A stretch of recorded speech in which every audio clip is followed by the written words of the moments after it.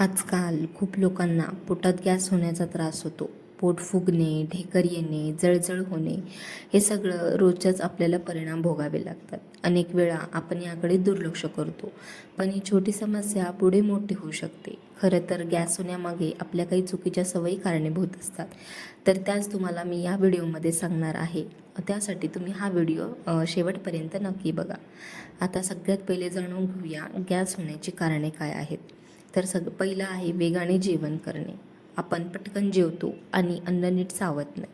यामुळे पचन नीट होत नाही आणि गॅस तयार होतो.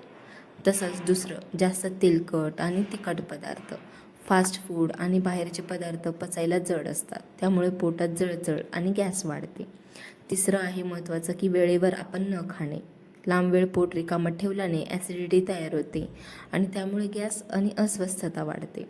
तसंच चहा, कॉफी ही रिकाम्या पोटी घेतल्याने ॲसिडिटी वाढते आणि गॅस होतो. त्यासोबतच ताण, तणाव आणि कमी झोप, स्ट्रेसमुळे पचन प्रक्रिया बिघडते आणि गॅसची समस्या वाढते.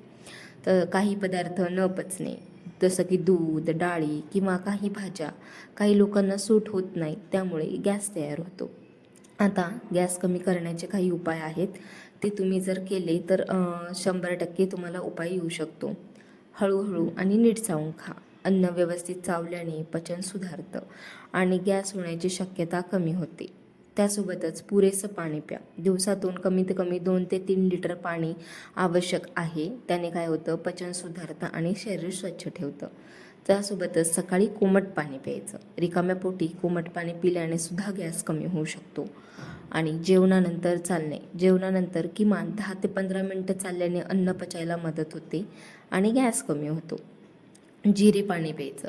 जिरे उकळून त्याचं पाणी पिल्यानं पोटफुगी आणि गॅस कमी होतो.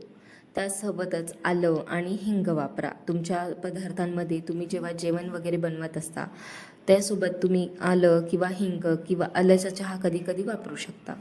योगा आणि प्राणायाम, आपण जे डेली यूजमध्ये दिनचर्या ठेवतो त्यासोबतच योगासुद्धा करणं गरजेचं आहे.